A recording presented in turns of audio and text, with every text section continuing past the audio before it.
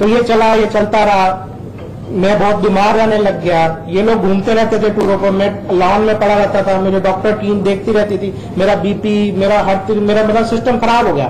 ना मैं किसी को कहने जोग्य था कि मेरे साथ क्या हो रहा है, क्या नहीं हो रहा है, क्योंकि कोई विश्वास भी नहीं करता था और मैं कुछ नहीं कर सकता था। तो चलो ये सारा 2011 तक ये चैप्टर मैंने 1.5 साल वहां सहा, खून की घूंट पी 11 तक। हाँ जी, माइक थोड़ा नीचे। और 2011 में एक दिन मैं बाबा की गुफा में ही था, मई में, वो मैंने अपनी हाई कोर्ट की पिटीशन में दी है, जो पहले भी दी है और आज भी बोल रहा हूँ, रिपीट कर रहा हूँ। तो बाबा की गुफा में रहता, तो बाबा और मेरा कमरा साथ साथ था, तो नींद तो मुझे वैसे नहीं आती थी, बेचैन में रहता था। जैसे मैं बाहर आया, मैं पानी पीने के लिए बाहर आया, तो जब आदमी को क्यूरियोसिटी भी है, बेचैन भी है, परेशान भी है, वो क्या करेगा।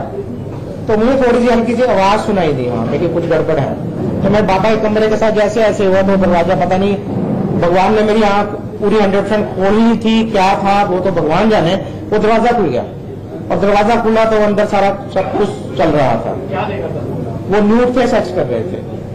बाकी वाह मेरी एक उस टाइम मैंने जब कहा, उस टाइम तो मेरी वाइफ थी, चलो आज तो वाइफ नहीं है, मेरा डिवोर्स हो गया, पर मैंने अपने दिल पे पत्थर रख के बताना पड़ा, ये बहुत जरूरी था। नहीं तो आज बहुत मुश्किल है अपनी वाइफ के बारे में कहना। मेरी भी तो इज्जत, मैं भी तो एक खानदानी आदमी हूँ, मेरे साथ बहुत मुश्किल है। आज दुनिया के लिए तो मैं मजाक बन जाऊंगा, या मीडिया के लिए, या सारा सिस्टम है, वो कहेंगे क्या बोल रहा है, लोग मेरा वो भी करेंगे, हो सकता है मैं यहाँ से निकल भी ना पाऊं। ठीक है सर। तो जब हुआ ये 2011 में हुआ, तो बाबा ने भी देख लिया, उसने भी मुझे धमकी दे दी कि अगर तूने अपने जाके पेरेंट्स को या किसी को ये वाकया बताया तो ना तो तेरे खानदान को छोड़ेगा, तुझे तो छोड़ना ही क्या है, देख ले तुम्हें क्या करना है, ये तेरे पे ऑप्शन है विश्वास। हाँ पर्सनली बाबा ने मुझे कह दिया उसी टाइम। तो बाबा और हनी भी थी और कोई होता नहीं था वहाँ पर। पहले जब आपको पता था ये सारी बातें, पहले कोई बोली उस टाइम, और इस बार बोलने के बाद माफी को मांगी, मैं बताऊंगा, वो तो आगे है चैप्टर माफी। आप इतनी जल्दी अगर कहेंगे कि रामायण में पूरी कर दूंगा, मैं कर नहीं सकता। वो भी है ये, अगर आप मेरे को कहोगे माफी को, तो बहुत 2014 की बात है। मैं बताता हूँ सर, आपको बताता हूँ, अभी आप चलने बोलने तो दीजिए मुझे। आज हकीकत मुझे बोलने दो, अगर नहीं बोलना तो आपकी मर्जी है, मैं क्विट कर जाऊंगा। मैं बड़ी मुश्किल से 25 दिन में अपना मन बना के अपनी जान हथेली पे लेकर तैयार होकर बड़ी मुश्किल से आया हूँ, तो मुझे बोलने दिया जाए। हाँ कोई मजाक नहीं चल रहा, या मेरी जिंदगी के साथ खिलवाड़ हो रहा है। हाँ। तो क्या था, जब उन्होंने धमकी दे दी, मैं अपने घर चला गया, मैंने अपने फादर को कहा भाई ये सिस्टम है और ये हुआ, मैंने आंखों से देखा, अब तो मानना चाहिए। तो उन्होंने माना, और साथ ही साथ 1 या 2 दिन में डेरे के जो पर्सनल सिक्योरिटी के गनमैन थे, डेरे के स्कूल के बच्चे भर्ती कर रखे थे डेरे ने, लंबे लंबे कद के भर लिए, उनको वर्दी बना दी कॉफी कलर की, उनको असले दे दिए हाथ में खड़े रहने के लिए। उनमें से जो हमारे लगाए बच्चे थे, क्योंकि शुरू से मैं वहां रहा डेरे से, बचपन में सब मेरे साथ, मेरा प्यार था सबके साथ, सबका लगाव था, तो वो 2 बच्चे, मैं उनका नाम नहीं लूंगा आज, वो मेरे फादर के पास आ गए कि हमारे को ऑर्डर मिल गए हैं कि इनको जीजाजी को खत्म करना है।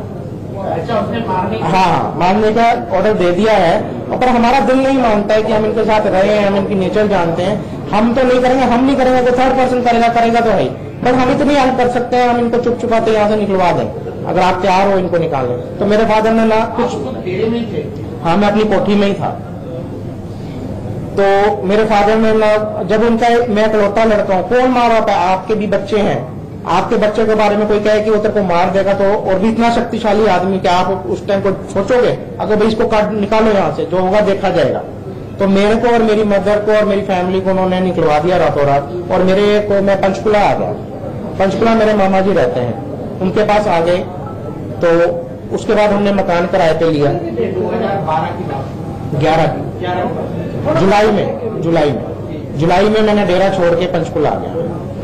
ठीक है, तो उसमें क्या हुआ, जब मैं पंचकुला आ गया, मैंने किराए पे मकान ले लिया, और मेरे फादर और मैं वहां जाके सामान भी उठाने गए। उसमें भी एक बहुत बड़ी परेशानी हमारे सामने आई। उन्होंने कहा कि हम सामान नहीं उठाने देंगे, आपको जाने नहीं देंगे यहाँ से। और क्योंकि कुछ थोड़ा सा मैं पीछे चलता हूँ कि मेरे दादाजी एमएलए थे, गोरोंडा के रहने वाले, करनाल पानीपत के बीच में, हम एक मानी हुई फैमिली थी, बहुत प्रॉपर्टी थी। तो हमने जब बाबा के कांटेक्ट में रहे, तो मेरे फादर ने अपनी सारी प्रॉपर्टियां बेच के डेरे में इन्वेस्ट कर दी, जो उनकी फैक्ट्रियां लगी हैं या बाबा ने जहां जहां कहा। करनाल में मेरी कोठी थी 500 गज की, वो भी हमने सारी वहां इन्वेस्ट कर दी। तो जब वो इन्वेस्टमेंट करी तो कुछ डेरे की जमीनें मेरे नाम थी, जब फैक्ट्रियां लगाई तो मैं प्रोपराइटर था, तो उस टाइम जमीन मेरे नाम होगी, हमने पैसा भी लगाया था।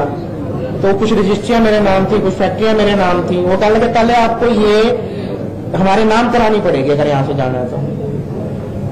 आप 2011 में आपका गया आपकी जान जी, और आप फिर वापस लेना गए अपना संभाले, तो आपको तब जान का खतरा नहीं लगा? हाँ जी, तब आपको जान का खतरा नहीं लगा?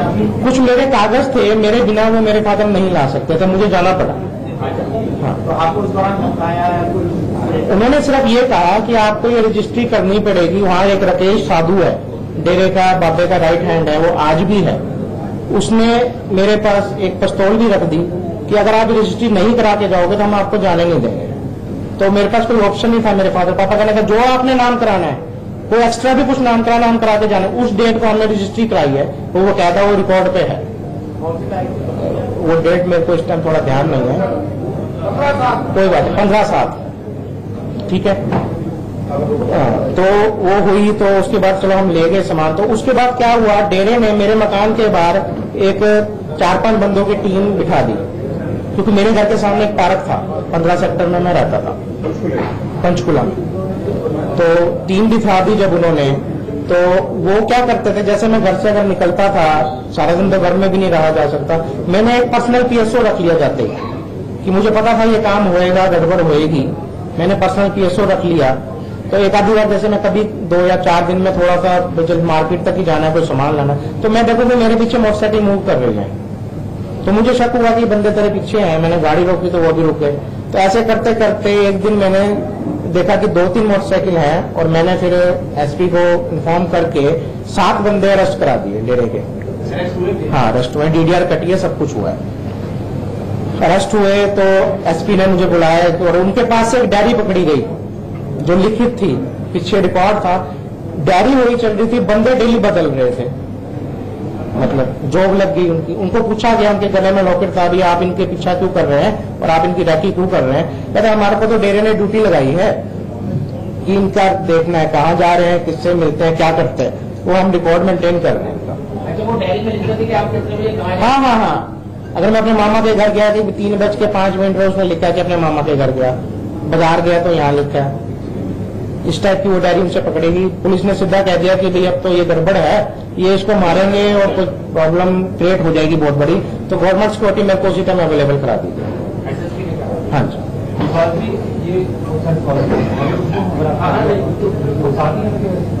आपके साथ ये जो गुफा की बात आती है, ये गुफा हकीकत में है कि नहीं? मैं आपको बताना चाहूंगा, जो गुफा का जिक्र मैंने हाईकोर्ट में अपनी पिटीशन में 2011 में भी करा, उस टाइम क्या था कि ऊपर एक कमरा हुआ करता था, बीच में एक कमरा था और एक ग्राउंड लेवल पे कमरा था, उसके नीचे एक हॉल था काफी बड़ा, और उसके ऊपर एक हॉल था इधर, जिसमें हमारे फैमिली के, बाबा के फैमिली के कमरे बनाए गए थे। वो क्या हुआ, जब मेरा हाईकोर्ट में मैंने सारा डिस्क्रिप्शन दिया, तो वो उसके बाद उसने डिसमेंटल कर दिया, सारा जमीन से लेके बिल्कुल खत्म कर दिया, और अब जो गुफा बनी है वो सारी नई है। उसके बारे में मुझे कुछ नहीं पता कि वहाँ क्या बना। वो आश्रम को खुलता था, साध्वी आश्रम को, उनका पहले भी गेट हुआ करता था, मुझे पता है। नए डेरे की बात कर रहा हूँ मैं, मेरी कोठी भी नए डेरे में थी।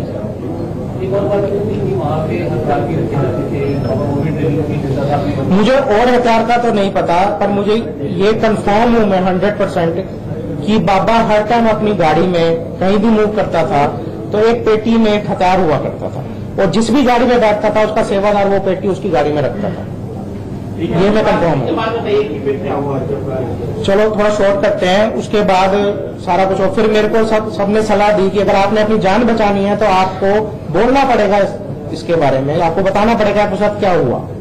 तो मैंने हाईकोर्ट में पिटीशन डाली और साथ साथ प्रेस कॉन्फ्रेंस करी, और इंडिया टीवी ने मेरा लाइव इंटरव्यू लिया। ये इकट्ठा 2-3 दिन में हुआ। उसका खामियाजा मेरे को इतना भुगतना पड़ा कि मैं 5 साल परेशान हुआ। माफी क्यों मांगी वो मैं अब बताना चाहूंगा। सबसे अच्छा तरीका होता है, अगर किसी के काबू कोई लड़की है और उसकी फैमिली है, तो दहेज का केस तो बड़ा ऑटोमेटिकली 1 सेकंड में डल जाता है। जबकि मेरी जो दहेज का केस मेरे पे डला वो 12 या 13 साल के बाद डला, मेरी शादी के बाद। वो बनता ही नहीं था किसी तरह से। वो दबाव में इन्होंने एमपी के इलेक्शन चल रहे थे हरियाणा में उन दिनों, जब ये सारी प्रेस कॉन्फ्रेंस हुई, उनकी बहुत ज्यादा बदनामी हुई, क्योंकि मैं भी मेन बंदा था बाबा का लड़की दामाद के रूप में। वो लड़की वहां रह रही थी बाबा के साथ, तो संगत के मुंह में क्वेश्चन तो था, पर राजा को ताना तो कोई भी नहीं कह सकता, वहां पूछ नहीं सकता था कि ये लड़की क्यों रखी है और उसका परिवार क्यों चला गया, पर क्वेश्चन सबके मन में था बहुत बड़ा। तो उसमें क्या हुआ, थोड़ा मैं कंफ्यूज हो गया। मजबूरी क्या थी आपको? हाँ, मैं मजबूरी माफी मांगने की चाहता हूँ। तो मेरे पे एक दहेज का केस कर दिया गया, जिसमें मेरे फादर, मदर और मेरे को तीनों को इन्वॉल्व किया गया। हमें पता चल गया 2-2.5 महीने हम लोग भागते रहे, जैसे आज अनिपीत भाग रही है, बहुत भागे हम भी।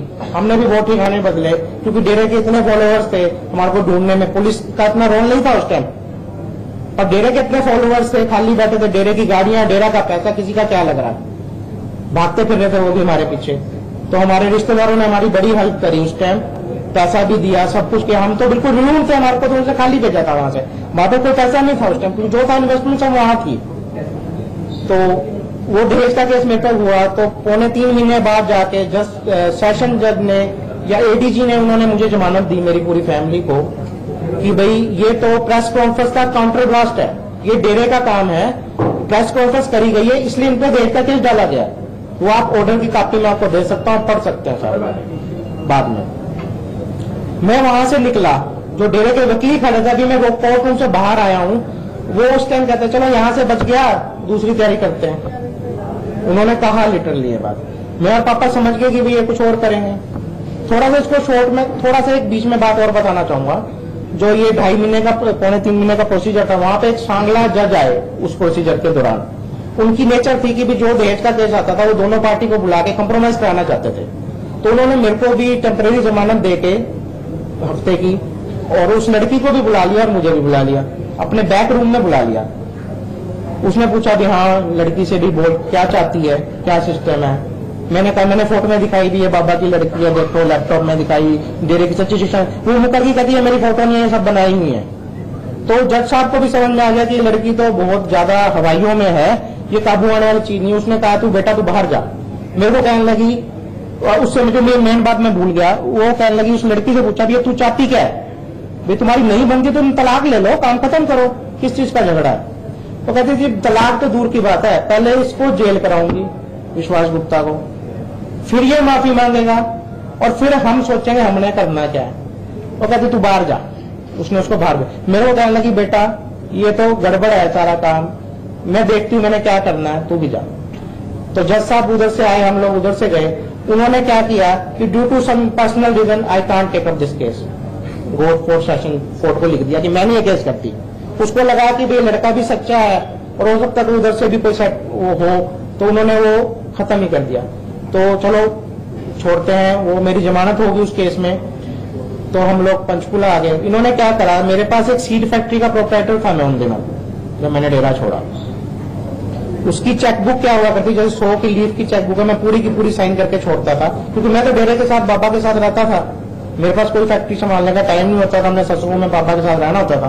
तो वो उनके मैनेजमेंट के पास कह लो या जो फैक्ट्री ओनर है उनके पास संभालते थे, जो संभाल रहे हैं। उन्होंने क्या किया, उसमें से एक चेक फाड़ा, 25 लाख का अमाउंट भरा और एक मोहल्ली के सत्संगी को दे दिया, उनका सत्संगी था। उसने वो कोर्ट में लगा दिया और एफआईआर करा के मिल मिला के मैं पानीपत शिफ्ट कर गया। अंदर बिटवीन मैं बता दूं, मेरे रिश्तेदारों ने कहा कि हम सब पानीपत गोंडा के रहने वाले हैं, भी आप वहाँ अकेले पड़ रहे हो, आपका कल्ला मामा रहता है, कोई प्रॉब्लम बहुत बड़ी है, आप लोग यहाँ शिफ्ट कर जाओ।